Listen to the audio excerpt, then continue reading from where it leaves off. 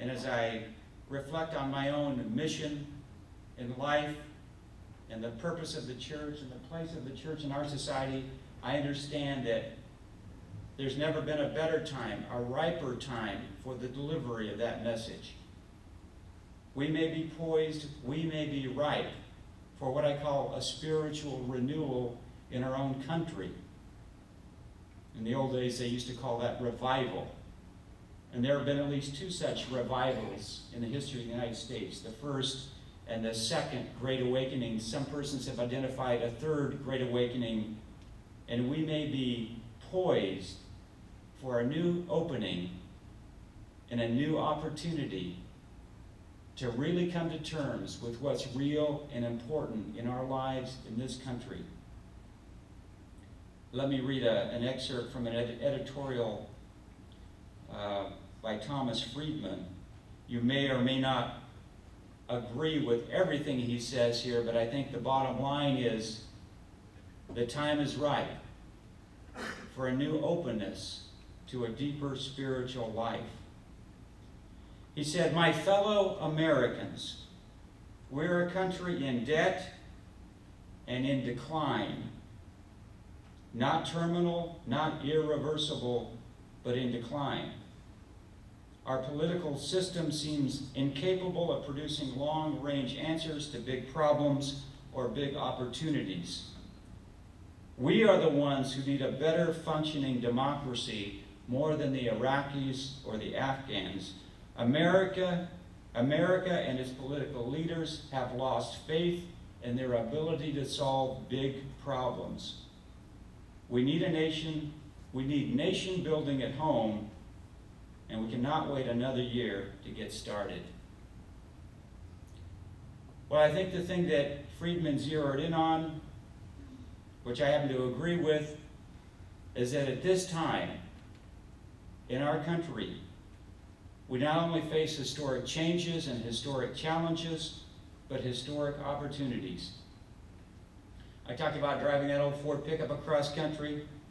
Well, the reality is it's probably not practical to drive a truck like that across country anymore. This was a real truck with a big old V8 engine and split rims. I mean, it was a truck, a big 4-speed transmission that probably got 8 miles to the gallon, but who cared? Now I may be driving a Honda Civic cross country. But you know what? Even the gas crisis may be a blessing in disguise. Do you realize that people are now starting to walk? Imagine people walking. We might get healthy. People are starting to cook. And yet, being able to drive across this awesome country, this land is my land, this land is your land, with no passports, no visas, to get in my car and see this awesome scenery from one coast to the other. What a beautiful experience. What an awesome country. And that hasn't changed. We may not only need a political renaissance, I believe we need a spiritual renaissance in our country. In these difficult days, I think people are looking for communities of faith just like this one. And there aren't many out there, believe me. I hear it almost weekly from people who come to visit this church. And they go away saying this: I wish there was a church just like this where I live back home. And so I don't take it for granted. The opportunity that we have as a congregation at this time, and know that even though I am going to try to shut my mind down a little bit and stop the wheels from turning, this congregation is constantly on my mind. And I'm going to come back with some ideas that might be a little scary. But I think it's that important that we take the risk to be the best that we can be as this unique interfaith congregation. I've already come up with a new slogan for the church, and I want you to ruminate on it for a few months. The Longboat Island Chapel, wise in years and young at heart. And I'll tell you why I said wise in years. Not because I want to reinforce the fact that we're a bunch of old fuddy-duddies, but I think one of the most underrated virtues in our society, in our culture, is wisdom. And we have it here. Wise in years and young at heart. So as I go away seeking renewal in my own life, I think about rekindling the fire, the gift of God within me. Then I think about unclogging the wells. Another beautiful biblical metaphor. The Israelites and the Philistines constantly at war, and one of the ways the Philistines would sabotage the Israelites is they would clog up their wells. Water was vital. Water was life-giving. And so when the Israelites reclaimed their land, they would have to go in and clean out the wells and unclog the wells. And in our own spiritual lives, the flow of divine grace, love, and life-giving water gets clogged up. The living streams of water get clogged up. There's a little chorus we used to sing with youth groups, and I won't ask Russell and the chapel singers to try it today, but that's what it was about. I've got a river of life. You ever hear that one? I've got a river of life flowing out of me, makes the lame to walk and the blind to see. The river of life.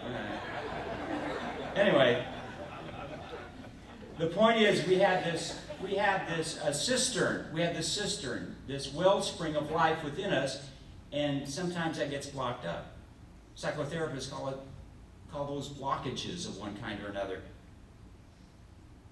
And every so often, we need to uncork those wells. We need to clean out the spiritual arteries so the spiritual water can flow, just like in our own physical bodies.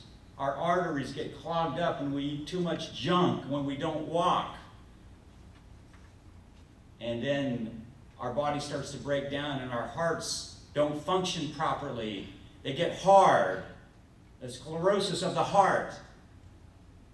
And the Bible talks about that in a spiritual sense. We get a spiritual sclerosis of the heart, the hard-heartedness of the people.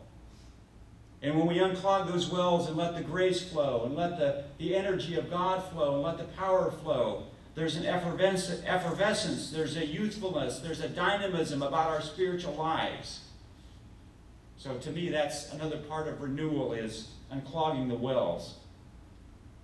And the last thing I think about when I think about renewal is rediscovering the joy of my first love.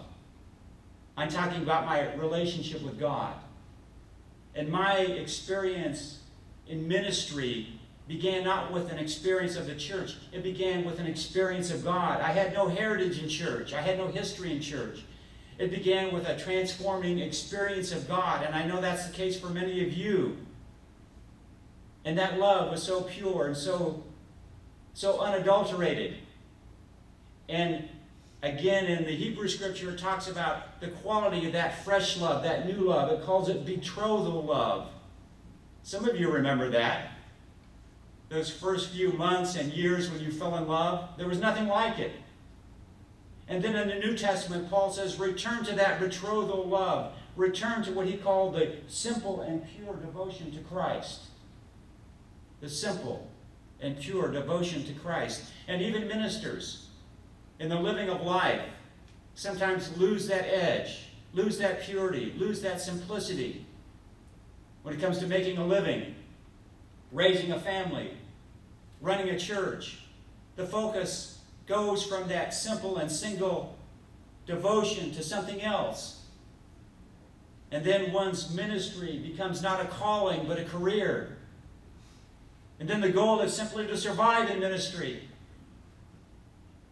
I just attended another retirement celebration for one of our island ministers, the Eric Wogan, was the pastor of the Lutheran Church on St. Armand's. That followed the retirement of Rabbi Eisenstadt, which leaves me as the senior minister on the island.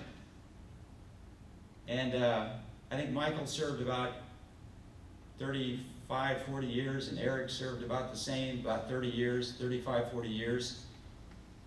And ministers can get to the point where the whole goal is just to survive in ministry, because it's not an easy thing to do to survive. Just to survive, so you can get to the point where you can retire.